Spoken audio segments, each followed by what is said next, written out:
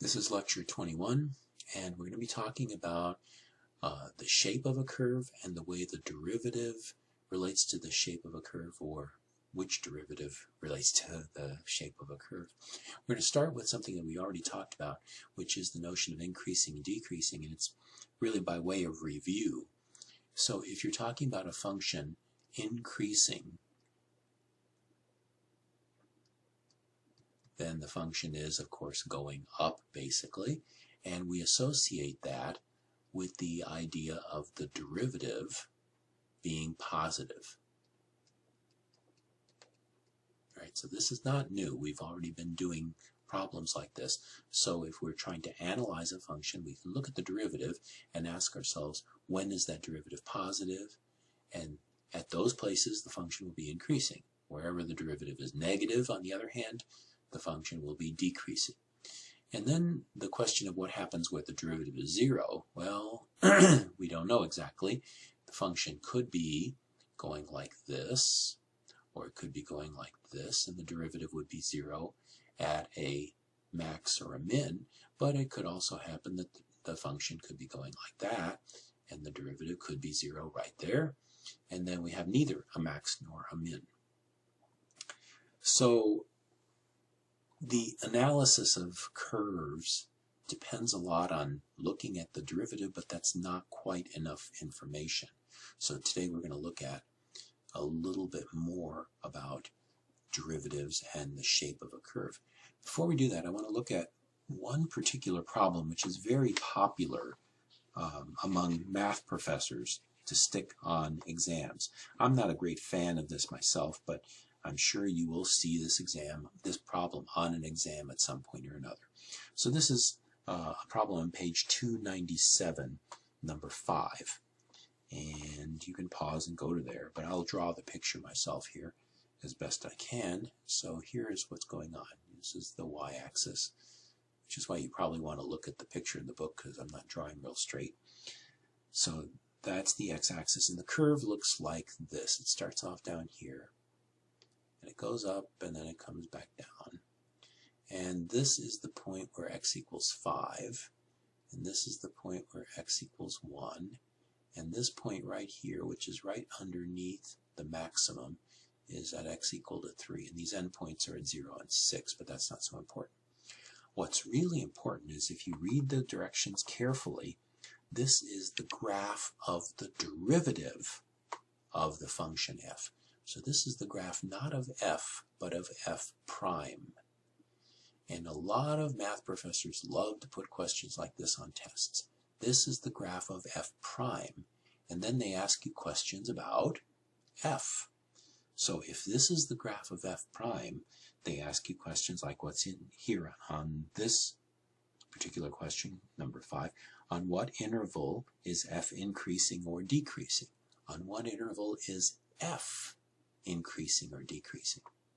So if you go back to what we know, increasing is associated with positive derivative. This is the derivative. Where is this positive? Well, you look at the graph. Where is the derivative positive? Well, don't get confused. This is increasing, but positive means above the x-axis. So where is the derivative above the x-axis? It sounds like a trick question, doesn't it? Because the answer is just all of this part is where the derivative is positive. So basically on the interval from 1 to 5, this derivative is positive. So let me write down what I'm saying. On the interval from 1 to 5, f prime is positive. Double check. On the interval from 1 to 5, the derivative is above the x-axis, so the derivative is positive.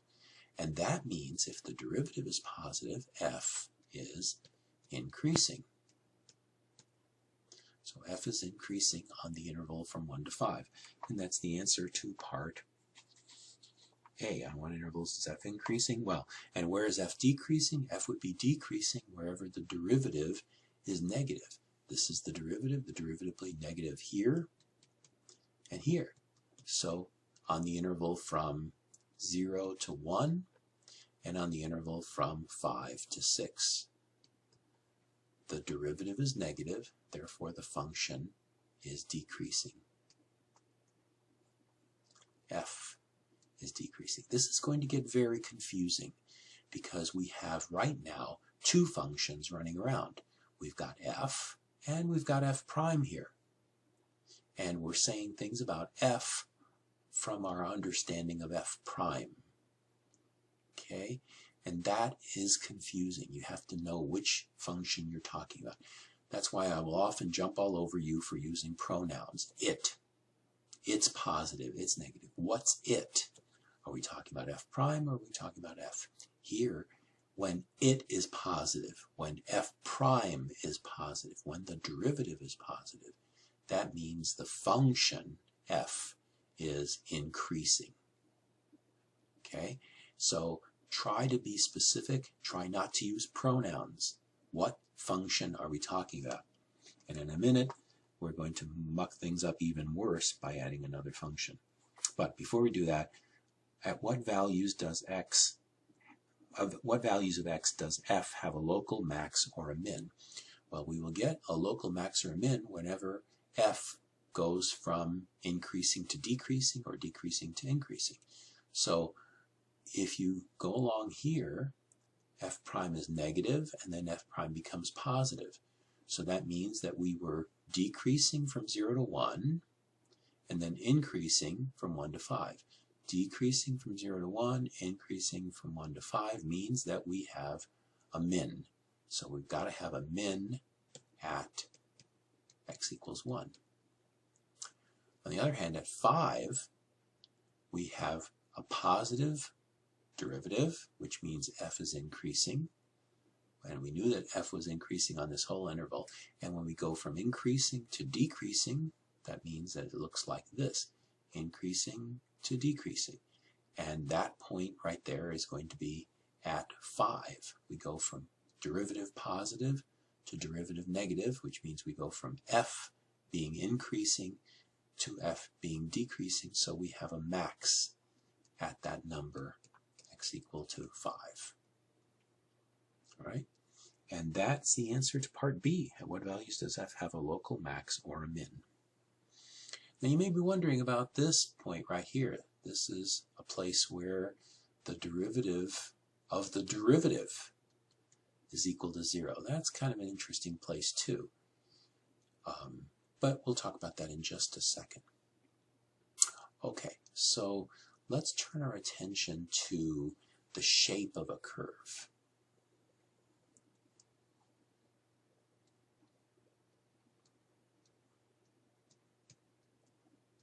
It might surprise you to know that a curve can only have one of two shapes. There are only two shapes for a curve. There's a shape that looks like this, and there's a shape that looks like this. Every curve is made up of one of these two. And by pasting these two shapes together, we make any curve whatsoever. So you take any kind of curve, and you can break it up into this part which looks like that one. And then over here, between here and here, this part of it looks like this one. This part of it in here looks like that one. This part of it in here looks like this one, and so on. There are two shapes. They are called concave up and concave down. And there's an easy way to remember it, even for me. And that is, concave up is cup-shaped. It holds water. Think of it that way. So something like this would hold water. Something like this would spill water. Concave down. All right?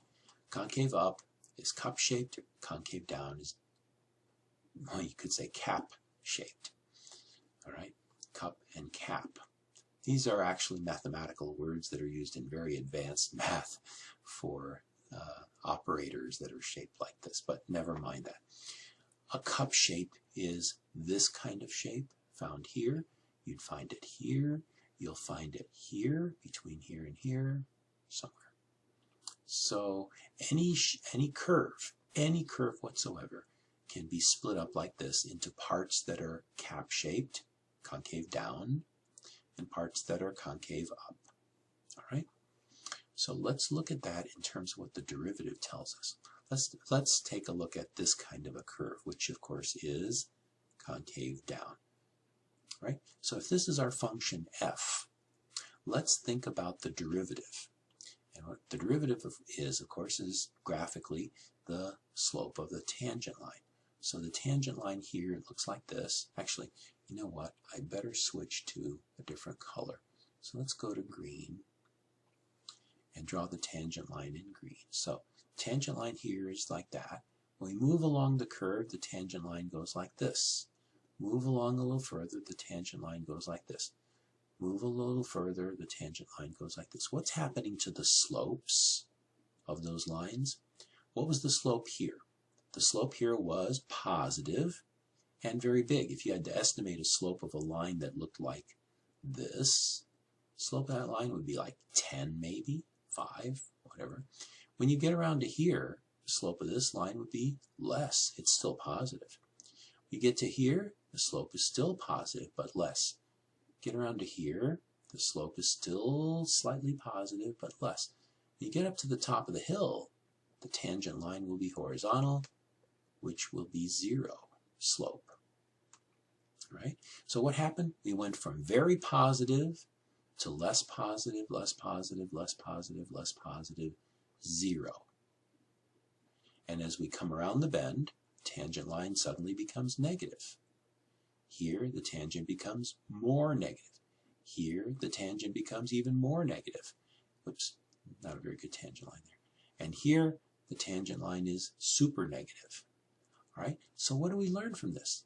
In a shape like this, the tangent line goes from positive, very much positive, all the way down, down, down to 0, and then comes negative, negative, negative, negative, more negative. So if I were to graph the derivative from this picture, the derivative would be very positive, very positive, very positive, and at some point it would be 0.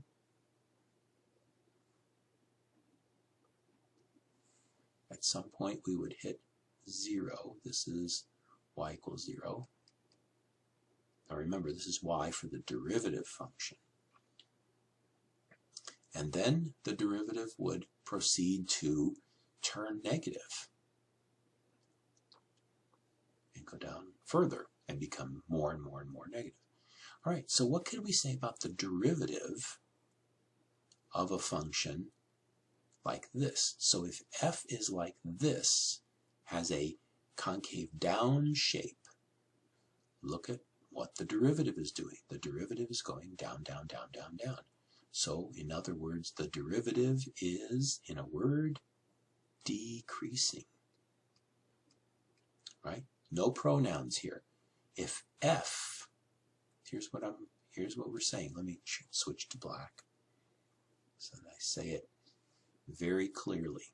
If f is concave down, then f prime, that's what this guy is over here, is decreasing. Now, what do you know about a function, this function? Now, cover it up. Just don't pay attention to it. This is a function. If you know that this a function is decreasing, what can you say about it? What can you say about the derivative of whatever is here? The answer is, if whatever is here is decreasing, the derivative of this guy, the derivative of whatever is in there, must be negative. Remember up here, a function being increasing is associated with a positive derivative. So I should have said f increasing means f prime is positive. Or maybe, we should have written it this way. if we have something like that is increasing, that would mean that prime is positive. I mean, just sort of muck this up so that you're not focused on it. This is some horrible function. If you've got some horrible function that's increasing, that means the horrible function's derivative is positive. Conversely, some horrible function decreasing means that the derivative is negative. Right? So if you come down here and look at what we were dealing with in this particular picture, we have a function that is concave down. We looked at the derivative as it goes from positive to 0 to negative, which means that the derivative's graph looks like this. Now, granted, it doesn't have to look very linear. It can wiggle around, you know, and come down and hit 0, and then it can just do all kinds of stuff down there. But basically, it can't really go like this. That's not possible.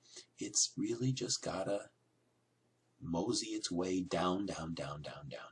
It's gotta be constantly decreasing. Maybe not like a line, but you know, it could look like this, always decreasing, sometimes faster than others, but decreasing nonetheless. So if the curve is concave down, play with this yourself. Draw pictures of tangent lines and watch those tangent lines go from very positive to 0 to very negative. That means the derivatives are decreasing, which means that the derivative of the derivative is negative. The derivative of the derivative is the second derivative. So here's the bottom line. A function is concave down is associated with the idea that the second derivative is negative. And that's a fact. Similarly, if you have a concave up shape, right, do the same thing. Watch what happens when you take the derivatives. Derivatives start from being very negative, right here. As you move around, they become less negative. When you get down to the bottom of the hill, there's 0. The derivative then becomes positive. If you move your way around, more positive, even more positive. So in this case, the derivative goes from negative to positive. So the x-axis will be, let's say, somewhere around here. And this is the graph of f prime. The graph of the derivative is increasing. For a concave up curve, the derivative is increasing. Concave up curve, the derivative is increasing, which means that the derivative of the derivative is positive. So if you cut out the middleman, here is what you should know, that for a concave up curve, f, if f is concave up, that is associated with the idea that the second derivative of f is positive.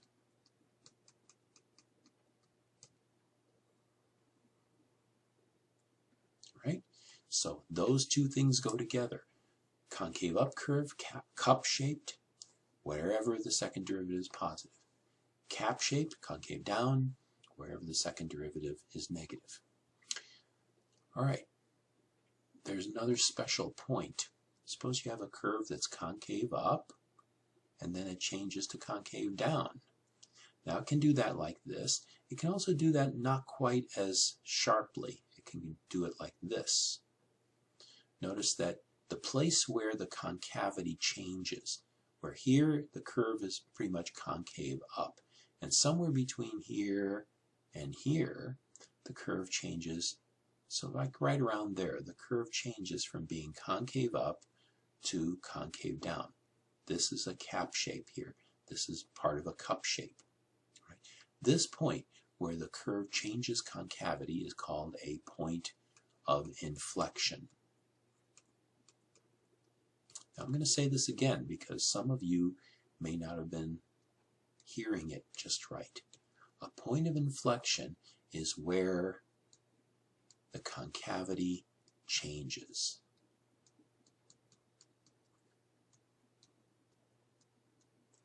And what does that mean? It means the curve goes from concave up to concave down, or from concave down to concave up.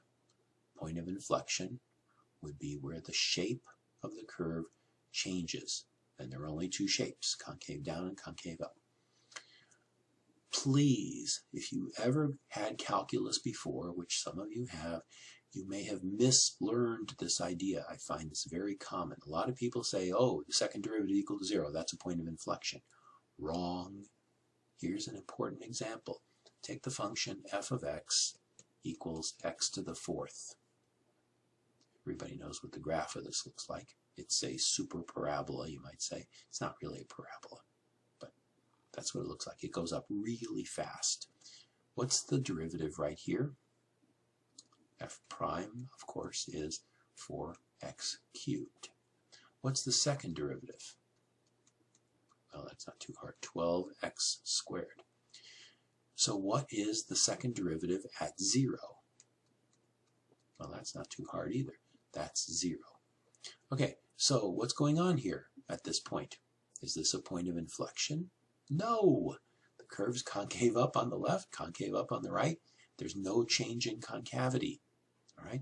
So just because the second derivative is equal to 0 does not guarantee you that you have a point of inflection. It's possible to go from concave up to concave up and go through 0 in the process. That happens. It's also possible, though this is very unusual, for a curve to go from concave down to concave up without going through 0 at all. Now that would mean the curve's not going to look like this. The curve's going to be nasty. But it's possible to do that. You could go from concave down to concave up and not go through 0, but that would mean that one of the derivatives is discontinuous. So that's very, very, very unusual, and I don't think you'll ever see that. In any case, the definition of a point of inflection is simply where the concavity changes, where you go from concave up to concave down or concave down to concave up. So basically what you're going to have to do is analyze the second derivative to be able to tell what's going on.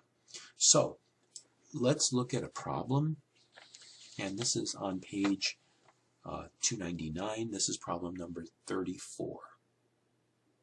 So the problem asks us to analyze the graph of y equals 36x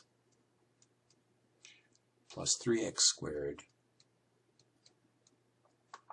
minus 2x cubed. Now, for something like this, a polynomial, a simple polynomial, I usually just go straight to the second derivative, because I know that the graph of this guy is basically going to look like this. You know, as x gets large, this term is going to dominate. I've got a minus out in front of the x cubed, so this is going to be heading off to negative never, never land. All right, but we need to know where this happens and what's the graph of this thing going to look like. So I'm going to calculate the derivatives. First derivative is 36 plus 6x minus 6x squared. And then we'll go to the second derivative straight away. So the second derivative is 6 minus 12x. You can see why for simple polynomials like this, this is going to tell us a lot. Because if I look at this and ask the question, where is this positive, where is this negative? What we can do is take it and set it equal to 0, which would say 6 equals 12x, or x equals 6 over 12, 1/2. So if you think about the point x equals 1/2 as the break point, the place where the action happens, the place where the second derivative is equal to 0, now you start asking yourself, what happens to the left and what happens to the right of that break point? So you can do it in a lot of different ways. You can plug in a test number. That might be the easiest thing. Plug in something really big, like 100, into the second derivative. And here you know that at 1/2 the second derivative is 0. What happens if you plug in 100? Well, obviously you're going to get a negative answer. So you have negative on this side when x is bigger than 1/2. And in fact, because of the way this works, 6 minus 12x being linear, as soon as you get to the right of 1/2, you're going to be negative. And when you go to the left of 1/2, like with 0, you're going to be positive. The second derivative will be positive. So what's going on? Second derivative goes from positive to negative across 0. Across 1/2. Therefore, 1/2 is a point of inflection because the curve changed from positive to negative. Okay, so that's one of the points that I'd have to plug into the function. That's a place where I know the curve's going to change from concave up to concave down. And you can see, because of what we already knew about this, that we're going to have concave up switching to concave down somewhere because of this minus 2x cubed being the dominant term. And that point where the curve changes to concave down, that's at x equals 1/2. Whatever y is, well, we'd have to figure that out. All right, let's go back to the derivative because now we can start linking together all of this information. So the derivative will tell us increasing, decreasing. There's a lot of 6's here. I think I'll factor out a 6. So this is going to give me 6 plus x minus x squared. And of course, to analyze the derivative, I'm going to set this thing equal to 0. So that would mean 6 plus x minus x squared equals 0. I don't like that. Let's multiply both sides by -1 and write it in a normal form. X squared minus x minus 6 equals 0. And I'll bet you a nickel this thing factors. Doesn't it? This would probably be x minus 3, x plus 2. Let's just check that. X squared plus 2x minus 3x is minus x minus 6. Yep, it factors. So there's going to be two places where the derivative is equal to 0. X equals 3, x equals -2. This is where we're using y's, right? So y prime equals 0 for these two places. So that means I've now located these 2 points. This is where x equals -2, so this is -2, whatever you get when you plug -2 into this. And this will be the point where x equals 3, and whatever you get when you plug 3 into this, which I'm not about to do. Too much work. All right? And that point of inflection is at x equal to 1/2, and I'd have to plug that in too. But we now know everything we need to know about this function. Where the minimum occurs, where the maximum occurs. We know that neither of these is an absolute, min or max, but there's relative mins and maxes, and here's that point of inflection. Okay. One last thing I want to talk about is what they call the second derivative test.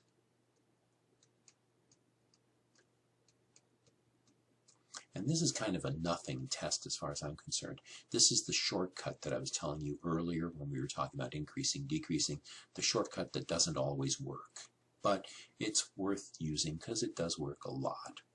So suppose that you have a critical number of the first type, a place where the derivative at a is equal to 0. Okay? And suppose that I tell you that the second derivative at a is positive. What do you know about the critical point A?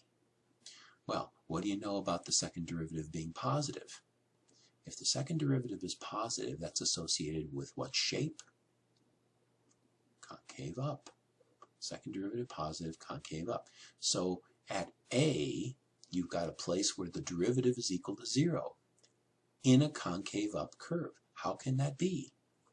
The only way that can happen is if A is sitting here, because that would make the tangent line horizontal. Derivative is equal to 0. So what I'm saying is, if the derivative is equal to 0 at a point, and the second derivative at that point is positive, you're dealing with a concave up curve with a critical point. And how can that happen? With a concave up curve, there's only one way, at the bottom of the hill.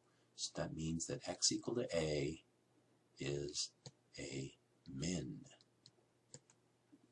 Conversely, if the derivative at a is equal to 0 and the second derivative at that point turns out to be negative, then you're dealing with a concave down curve. Critical point must happen at the top. Therefore, x equal to a is a max. So people remember the rule this way. If the derivative is equal to 0, you plug the value a into the second derivative. If you get a positive answer, you have a min. If you get a negative answer, you get a max. Now what would happen if you plugged in a into the second derivative and you got 0? And here's where a lot of people make a mistake. This is bad news. In other words, we don't know. You might have a max, you might have a min, you might have a point of inflection, you might have nothing. You have more work to do. Then you just have to go back to the simpler principles of analyzing the second derivative this way, analyzing the first derivative the way we did in the earlier section of this chapter where we were looking at increasing, decreasing all by itself. But there's a lot that can be learned from just looking at the second derivative, so it's worth the investment of time to just go straight to the second derivative most of the time. See what you can deal with, especially with polynomials, because when you take the second derivative, you're often dealing with, something like this. It's usually simpler than the function that you started with. So often going to the second derivative gives you lots of useful information right away. The second derivative test applies to critical points of the first type. If you plug in a critical number of the first type into the second derivative and get a positive answer, second derivative test says you get a min. And conversely, you get a max if the second derivative gave you a negative answer. So it's a little bit backwards from what you might expect. But I would recommend that you learn it the way I know it, which is, what does the second derivative really tell you? And that is shape. Second derivative gives you shape. So if the second derivative is positive, you got a concave up curve. Combine a concave up curve with a 0 derivative. How can that happen? Only at the bottom of the hill. Concave down curve, where do you get a critical point? Only at the top. So that's how you remember the second derivative test. Okay, that's it for today.